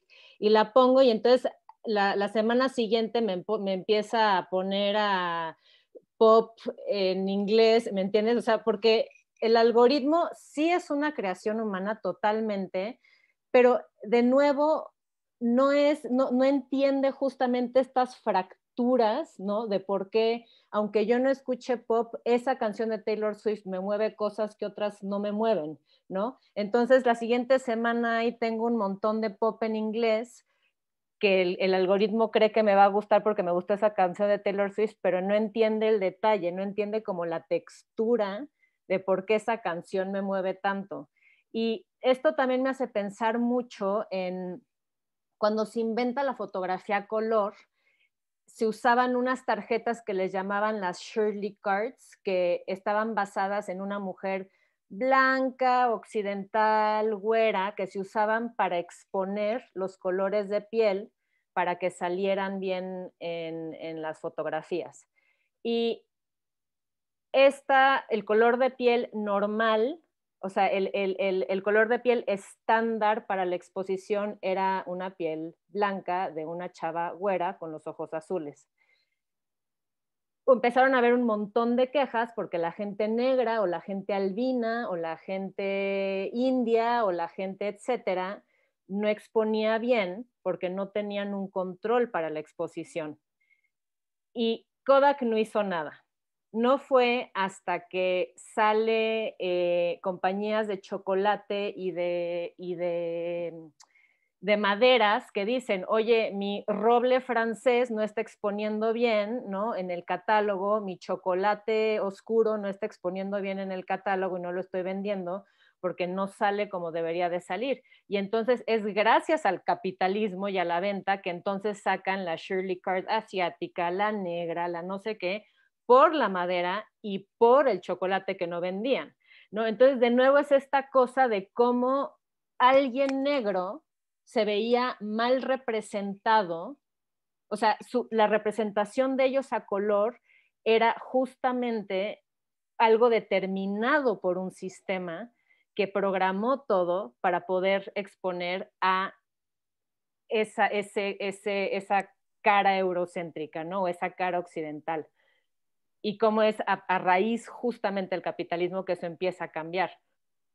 Y volvió a suceder con Xbox Kinect, con el lanzamiento de Xbox Kinect, que te medía para que pudieras, que además es una cosa tecnológica impresionante, que mide profundidad y silueta, y no medía pieles oscuras, porque justo, una vez más, los programadores de esta tecnología eran hombres blancos, ¿no? Entonces, la tecnología no es perfecta por sí sola, ¿no? No se creó sola, es creada por un grupo de personas, y de hecho por un grupo muy reducido de personas. Y entonces carga ese bias, ¿no? Que esa subjetividad de la tecnología, donde está diseñada sobre los ojos de un gringo en California, ¿no? Y no representa la experiencia humana, ¿no? Entonces, sí, o sea, es importante tenerlo presente siempre, porque hablamos de la tecnología como si fuera una extensión de la humanidad que se autorregula, ¿no? Como Isaac Asimov, ¿no? Como si fueran ya los robots desarrollándose a sí mismos y autorregulándose. Pero no, está siendo desarrollada y regulada por un grupo muy, muy, muy selecto de personas, ¿no? Entonces, eso hay que mantenerlo presente siempre cuando hablamos de la tecnología, como si fuera un ente, ¿no? No, y de esta idea de que la tecnología es democrática, ¿no? O sea, la tecnología es democrática y trae paz y estabilidad al mundo, ¿no? Y nos pone a todos al mismo nivel, no, de ninguna manera, justo porque hay un humano detrás. Y para Cristian. complementar, sí, para complementar con lo que están diciendo, bueno, con lo que inició Erika, que me pareció súper interesante que menciones la era digital y lo que ustedes están hablando de el playlist que te hace Spotify, el feed que te hace Instagram, todo eso. Nada, me hace remitir hace 2 años que hubo una audiencia en el Senado gringo, porque hay una comisión que regula el Internet y las tecnologías y cosas así. Entonces, hicieron una audiencia para discutir ideas sobre la transparencia del algoritmo y cómo ellos deberían regular eso.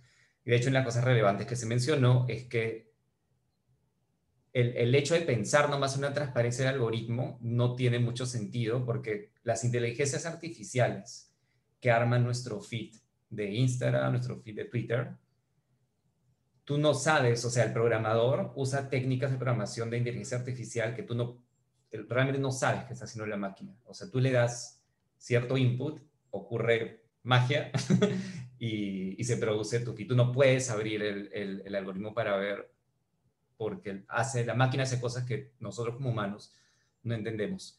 Entonces, uno de los científicos que estuvo ahí invitado lo que proponía, y eso me remite a lo que mencionaba Erika sobre estas instituciones que controlan lo que ves y no ves. Lo que planteaba él, que es algo que es una idea que no existe. Nadie ha implementado esto ahorita en el mundo, pero la idea era, tú en vez de que Instagram te haga el feed o que Twitter te haga el feed de tu Twitter, uno lo que debería, para democratizar la tecnología, uno lo que debería hacer es darle al usuario la libertad de, no, yo no quiero que Instagram me arme mi feed de Instagram. Yo me siento más a gusto con los valores y la ética de Disney. Entonces, Disney me va a armar mi feed de Instagram. O no, yo quiero que CNN me arme mi feed de Instagram. O Trump me arme mi feed de Instagram. Entonces, nada, eso me pareció súper interesante porque es una idea que no existe, no se ha implementado, pero que podría, eso, podría democratizar más y cómo estas inteligencias artificiales, que nos conocen más que nosotros mismos,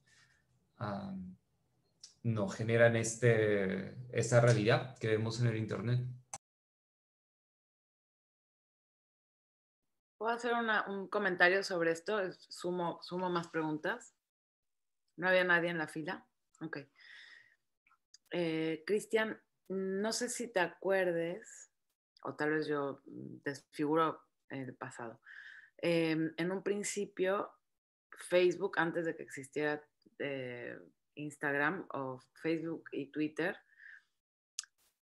había como una cosa de curaduría hecha por uno, o sea, justamente como que lo que variaba entre seguir a CNN o a tus periódicos y crear como tu propia revista, digamos, de gente, de tus usuarios, amigos y seguir a otros medios. Y la curaduría era un tema temporal, o sea, el feed se iba llenando conforme seguías o no seguías a gente y digamos que tú eras el curador decidiendo a quién seguir, a quién no y a quién le dabas más importancia o no. De hecho, hasta creo que tenías opción para que podía ser tu amigo, pero no seguirlo, es decir, no ver sus noticias, pero sí si entrabas a su muro o a su perfil. Y hace relativamente poco, al menos en Instagram, no sé cuánto, pero bueno, empezó a cambiar eso, como que ya no los veías a tiempo, veías de pronto un post de las 3 de la tarde y otro de X, no estaban en orden temporal. Y era como evidenciar este algoritmo, esta inteligencia artificial que iba editando tus feeds, ¿no? O sea, nada, lo que digo es que me resulta como que justamente el tema de escoger a quién seguir, a quién no, era ya ese movimiento que propones. Perdón, están haciendo obras. O sea, ¿me explico? Es que me distraje porque está haciendo ruido acá. Yo llegué súper tarde a Facebook, entonces no sé mucho cómo funciona al inicio. Y sí, no conocí esa funcionalidad. Y sí, claro, de hecho, súper interesante eso, pero ¿qué tal? O sea, la idea va más allá solo de, no solo tú curar, sino que tú le dejes a otro, a alguien que tú, una institución, una persona con la que tú alineas, estás alineada, que esa persona o esa institución, tú tengas la libertad de que esas entidades sean tus curadores, en vez de no solo tú ser tu curador. Sí, me suena como si fuera un bucle, ¿me explico? O sea, yo me salí de eso, o sea, de claro. un periódico, un canal de televisión que ya hacía curaduría para meterme a la mía, y ahora le destino la mía a un otro canal, ¿me explico? Como si fuera un bucle. Siempre llegamos, eso es lo que genera las cámaras de eco en las redes sociales, ¿no? O sea, que terminas escuchando y viendo más de lo que te gusta, porque eso es con lo que optimizas la publicidad. Claro. El Internet funciona en base a la publicidad. Tenemos una pregunta de Juan Carlos. Juan Carlos Reyes. Ya se fue, así. No. Le hizo glitch el cuerpo. Ay. No, sí, no, fue glitch de la computadora, perdón. Bueno, primero, pues muchas gracias a Miguel. Estuvo muy interesante todo lo que dijo. Veo que no has podido superar tu discusión de la cuderuría que platicamos hace 4 meses y sigues en ello, pero me parece muy interesante la idea de lo del algoritmo, ¿no? Y porque sí, en efecto, tiene una parte humana, digamos, pero el comentario iba sobre que creo que lo más interesante de los algoritmos contemporáneos, por ejemplo, de Netflix, es que ya son inteligencia artificial. Si ya no necesitan que nadie les esté dando información, ¿no? Se les dio un poco de información y los demás lo recuperan solos. Entonces, creo que ahí lo humano se pone en duda, ¿no? Es decir, entra HAL en cuestión y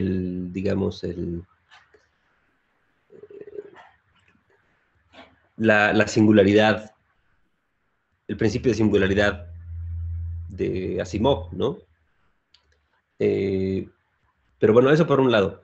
Pero por el otro, sobre todo lo que quería comentar era que me parece súper interesante que discutamos, y yo lo estaba pensando también en discutir, la idea de si la fotografía es realidad o no, o qué tanto representa la realidad, y qué tanto en algún momento la representó, y qué tanto no.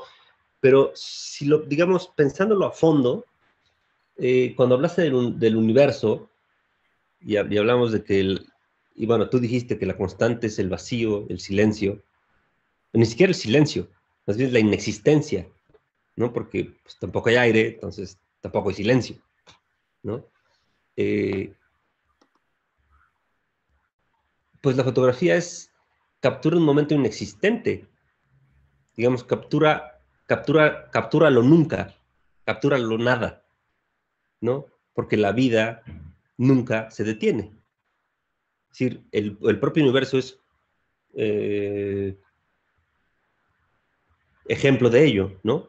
Es decir, en una expansión constante, hasta cierto límite, por supuesto, pero tampoco nuestra vida se detiene. Y aunque hagas una pose de que, ahí va, a las 3 la foto, ¿no? Y trates de no cerrar los ojos, el tiempo sigue corriendo. Nunca se va a detener. Entonces la foto, en su, digamos, en su ontología más profunda, nunca ha intentado o siquiera podido retratar la realidad, ¿no? Es decir, todo el tiempo ha sido una ficción, ¿no? En el tiempo, en el espacio, y eso no puede capturar más que cosas falsas, ¿no? No sé tú qué piensas. Sí, de acuerdo, ¿no? Ya llegó a confrontarse la fotografía con su origen, que es lo falso de detener el tiempo. O cuando tomas una foto de alguien, un retrato, y regresas a ver el carrete de todas las fotos que tomaste, a lo mejor de 15 fotos, ahora que tomamos tantas, a lo mejor de 15 fotos te gustan 2. Pero cuando ves toda la línea de poses fallidas, de fotos donde se movió, donde cerró los ojos, donde no quedó en foco, todas las imágenes que no seleccionaste, son un recordatorio de que la seleccionaste también es fallida, porque no es, porque es estática, ¿no? Entonces yo creo que ahora es que la foto empieza a encontrarse, estoy de acuerdo, la fotografía creímos que era la muestra de la realidad, la prueba última de la realidad, cuando en realidad era como los exámenes genéticos, ahora, estos famosos, ¿no? Que creemos que son la muestra absoluta del genoma humano, en realidad solo es una hebra donde se hace de toda la hélice, donde se hace los estudios genéticos, ¿no? Entonces, es apenas la punta del iceberg de la realidad, no es la realidad, porque estamos rebasados por la realidad y no alcanzamos a medirla, no alcanzamos a retratarla, no alcanzamos a comprenderla, porque con suerte estamos limitados a vivirla, pero nos rebasa, no hay forma humana, tal vez la única forma, y ni siquiera es la foto del planeta Tierra, ¿no? Ahí está toda la realidad capturada desde fuera. Y aún así no, porque está detenido, ¿no? Oscurece y amanece todos los días y las nubes avanzan, ¿no? Entonces no hay una foto que refleje la complejidad de la realidad, solo una ilusión de lo que alguien pudo captar, ¿no? Y eso, perdón que conteste así de inmediato, pero eso que dices, esa foto, la que se llama de Big Blue Marble, también es una composición, ¿no? Nunca ha habido una foto completa, ¿no? De la Tierra así, es una composición de varias, desde la estación espacial, que hicieron una Tierra enorme, ¿no? Para que se viera como suspendida en el espacio, pero tampoco es real. O sea, no existe, es decir, si el planeta Tierra es de verdad, o sea, si de verdad, digamos, como la premisa filosófica, tenemos la cubeta metida en una, digo, pero la cubeta, no, si tenemos la cabeza metida en una cubeta conectada a unos cables a la Matrix, nunca lo vamos a saber, ¿no? Cosa que es muy probable, ¿no? O sea, es tan probable como que no lo sea. Digamos, es un gato de Schrödinger, pero con una cubeta y tu realidad, ¿no? Que veo que tampoco has superado la idea de que tienes tu examen genético interesante, pero me parece súper relevante lo que dices, ¿no? Creo que los puntos desde donde tu experiencia profesional, y creo que eso es lo interesante de todo el ciclo que han generado Susana y Andrea. Es decir, tu experiencia profesional desde periodismo, desde el trabajo con la ONU, desde esas cosas, te da una visión bien distinta de la realidad periodística, de los hechos, o de lo que consideramos los hechos, o esas cosas. Entonces, pues de nuevo, nada más agradecerte tu charla, y también digo agradecer a The In-Person Project, porque pues es una interesantísima selección de ponentes, y creo que la visión que tú aportas es súper interesante, porque lo aterriza a, como se llama tu propia presentación, ¿no? Es de In-Person Reality. Es decir, cómo esto se vuelve pragmático y se azota contra la cara, ¿no? O sea, bien lo podríamos discutir en el etéreo filosófico, pero también hay veces que nos da así un madrazo en la cara y no tenemos manera de echarnos para atrás, ¿no? Entonces, pues, me parece muy interesante todo lo que estuviste comentando. Gracias. Gracias a ti. Y tal vez para ir ya cerrando, ¿no? Y ya nos pasamos un montón, pero para quedarnos un poco con la analogía de la fotografía astronómica, de los últimos ejercicios me parece una cosa sensata, que fue la primera fotografía de un agujero negro, ¿no? Y para poderla tomar, no se podía tomar solo con una cámara, tenía que tomarse desde todos los observatorios del mundo, procesar esos datos y cotejar para ver un anillo, ¿no? Y decir que así se ve un agujero negro, así creemos que se ve. Eso se me hace lo más sensato que hemos hecho como humanidad en cuanto a la fotografía. Que es decir, necesitamos todo el mundo apuntar las cámaras hacia el mismo lado, desde todo el mundo, en distintos momentos del año y del transcurso del tiempo, y solo con un análisis de todos los datos recibidos, de todos los observatorios del mundo, en un plano largo de tiempo, podemos cotejar y llegar a la convención de que un agujero negro se ve como un anillo de luz, contrario a lo que creíamos.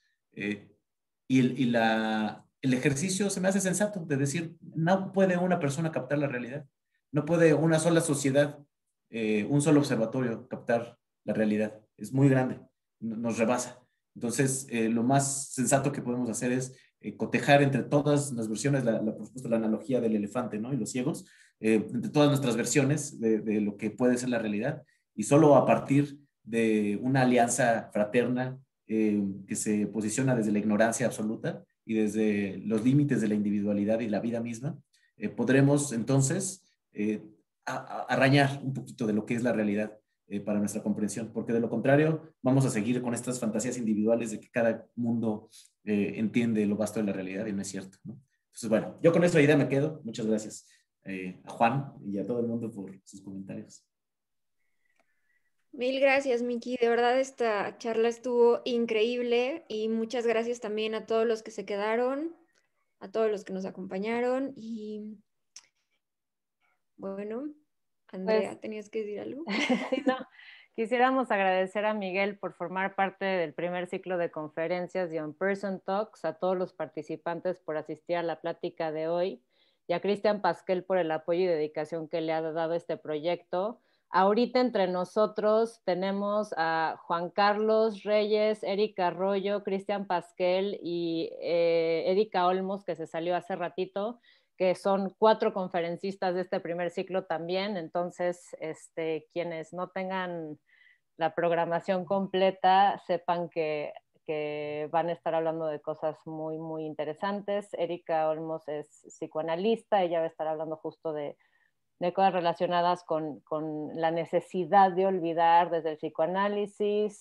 Erika Arroyo va a hablar del silencio, que es justo lo que estábamos hablando hace rato, que también mencionó Juan Carlos. Cristian, ¿por qué no nos dices tú de qué vas a hablar? Voy a hablar unas cositas de neurociencias y de tecnología, pero lo que quiero hacer distinto a otras conferencias es que con la audiencia quiero hacer experimentos en vivo, que con Andrea y Susana hemos hecho algunas cosas así a veces entre los 3, entonces parece entretenido probarlo con más gente. A ver. Sí, ojalá puedan asistir a todas y también queremos que cuando puedan visiten nuestra página que es theonpersonproject.com, que ahí pues viene lo de las conferencias y también de expos que vamos a tener próximamente y más información. Y también queremos anunciar nuestra mercancía, que son estas tazas de peltre que están increíbles, por si quieren Se comprar. ve directo. Se ve directo.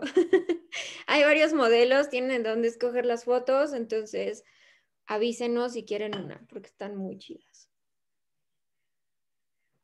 Y ya, pues si nada más tiene algo que comentar, decir. Yo solo agradecerles por la invitación y por abrir este espacio. Gracias a ti, de verdad, estuvo increíble. Dentro de esta vida condenada al Zoom, está padre tener Zooms que nada tienen que ver con el trabajo y la productividad, ¿no? Sino que Sí, nos la permiten verdad. hablar de otras cosas. Pero qué rifado, Miki, de verdad está increíble esto. De verdad, me encantó. Muchas gracias. Vamos a empezar a Gracias. establecer el On Person Talks con una copita de vino, algo así. O sea, Sí. esta última hora de discusión me parece. Pero ya son después de las 12, es sábado, así que... Pues Muchas muchas gracias por gracias a todo. todos, de verdad. Que estén muy bien. Adiós. Muchísimas gracias. Muchas gracias. Chao. Gracias. Gracias, felicidades, Miki. Gracias, Juan. Qué chido escucharte.